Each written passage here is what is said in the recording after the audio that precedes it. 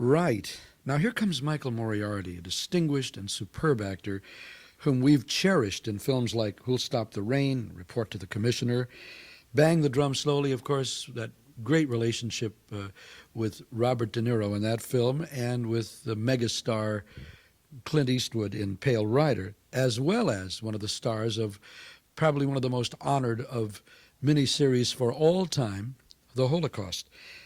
Consequently, I'm absolutely fascinated to find that you, Michael, are not only a world-class actor, but a world-class jazz pianist with slight overtones of a classical leaning, if not a classical background. I'm delighted to see that you're not allowing yourself, and you never allowed yourself, obviously, to be pigeonholed, not only from a standpoint of your multifacetedness as a musician, as a songwriter, as a singer, but also as an actor. I mean, you've chosen so diverse a set of roles to play, and I think that that kind of stretching shows in your music. But did you start out to be an actor, or was the acting almost a surprise to you from a standpoint of your great success as an actor? Well, no, the acting became something that I went to second. The first love was music, but my father was so well informed about music and had a critical eye and ear. I was intimidated. Do you know how it is when a father looks at you and you try your little efforts at the piano in his eye, and he's used to Tatum, and you're also depressed because you grew up in our Tatum, you figure that's normal piano. Well, Sure. it's just not. You try that and you just say, I can't do it. So I was frightened away from it. And I went into an art form my father knew nothing about, which was acting, and then I trained at that. But my first love was always music. So you did train at acting, right? Oh, yes. No, I went to London on a Fulbright and trained at the London Academy of Music and Dramatic Arts, and then I spent 4 years what I call graduate work with Tyrone Guthrie at the Guthrie Theater in Minneapolis. Let me ask you this. I hear so much jazz in your work, and, Yeah. and it doesn't seem terribly eclectic. It seems very original. And what I'm interested in is who are and were, through the years, your influences as far as jazz is concerned. Well, the first was Art Tatum, but when I realized I couldn't play like he could play, then I became fascinated with Miles Davis. I thought through my high school years that and college years, he was the sound that spoke to me most. I don't know why. I guess I was a lonely child, so the loneliness inside that sound said, this is who I am. He's talking to me personally. And then, of course, Bill Evans came along and just changed the whole idea of piano. And it's taken me a long time to shirk his influence because it seems so logical that that's how it should be played. You take the root away and you just play the inversions in your left hand, and suddenly piano with your bassist became the only way to play with the bass. You don't play the root when the bass is, why double the root? Yeah. So that influence went for a long time, and now I finally discovered, after studying, I'm going back to studying classically now, I'm beginning to combine my jazz fitting with learning how to sight read, which I'm catching up on now. And I'm now made music language, and I've got this very clear idea of what speaking with music is and speaking with jazz is. So now I found my own sound now, my very own sound. Of course, the thing that really attracts me, I suppose, principally to your work, and it's something that I never knew about you before, is that you're one hell of a singer. And Thank you. I mean that. And I'm just curious to know, because I see what your influences are from a standpoint of the playing. We talk about Tatum and Miles, but isn't it interesting that in talking about the Southern idiom, the Southern accent, the dialect, Right. You're absolutely right about that, and yet some of the great jazz artists and singers Come from the North or from the Midwest. well, from the Midwest, and you're from where?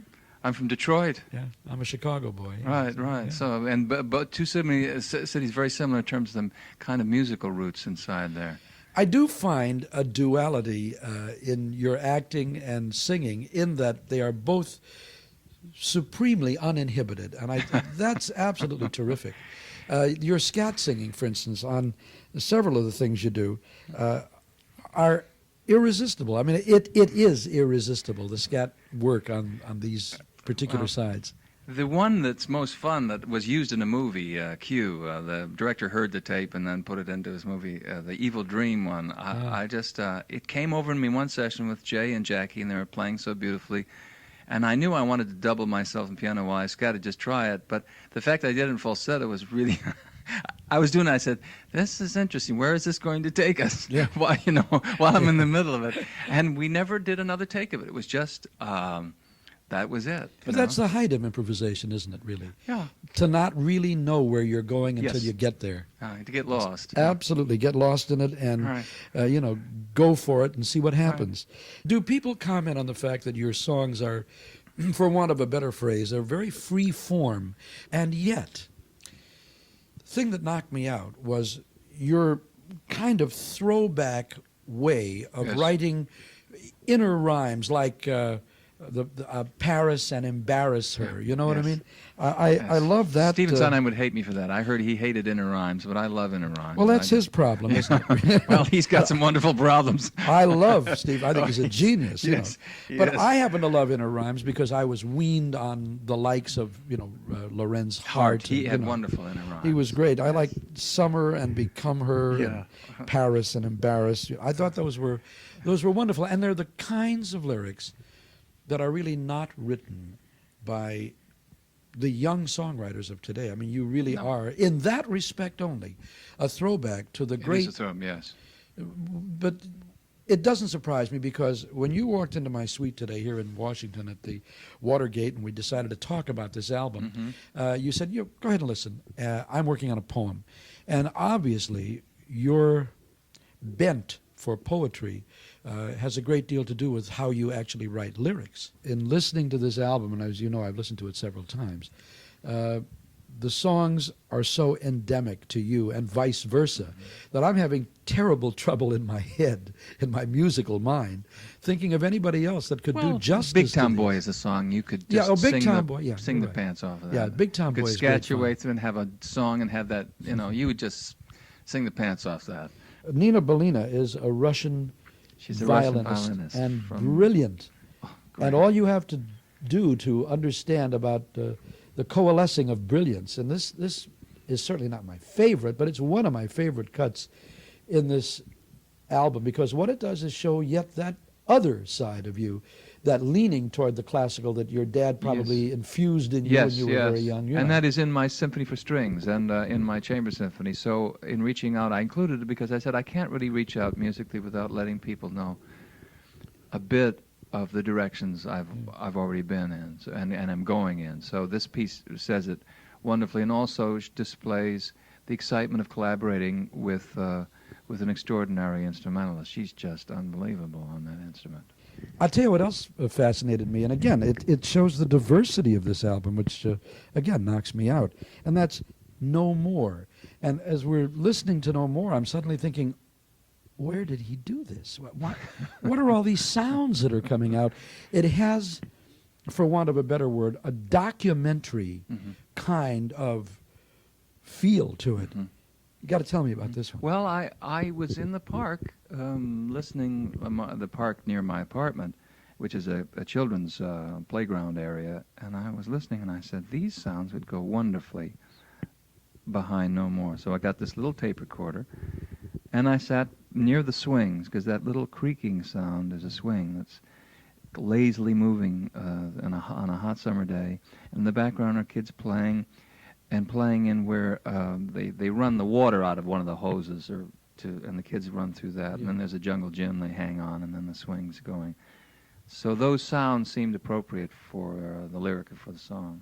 And also, am I correct in thinking that it is, and again, from a standpoint of diversity, the only jazz waltz in the album? I can't remember anything else that was I'm in it. partial to waltz, so you'll hear a lot of 6/8, if not waltz. You'll yeah. hear a lot of 3/4 tunes. Ernest Hart is in 3, The Feel of 3. A lot of things. The gospel, of course, is in 6/8, and there are a lot of. 3 is my favorite number. It's my favorite feel. It's like a swing because it doesn't.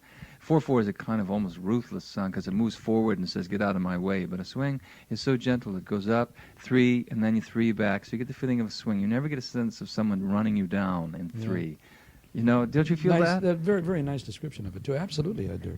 You know, also, in listening to Spring Never Happens, what fascinates me about it is that tell me if I'm wrong, and if I'm wrong, I want you to tell me. It seems to me that the lyric is saying, don't take spring for granted. It just doesn't come up and bite you in the knee. You got to reach out for it. And reaching out is what this album is all about.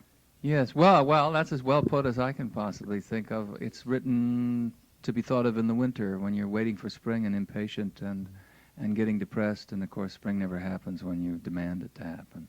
Yeah, that's great. It's a marvelous thought and lovely singing on it, as is also the final tune in the album, which fascinated me on a number of levels, probably mainly because I think it's enormously courageous to end an album that's got scat singing in it, that's got a little bit of the classical feel, as with Nina Belina, or Bluesina, if you will. And, you know, so many marvelous, a broad spectrum of kinds of subject matter in the songs. And then to end it this intimately, this quietly, with this lovely, lovely song called Let Us Reach Out.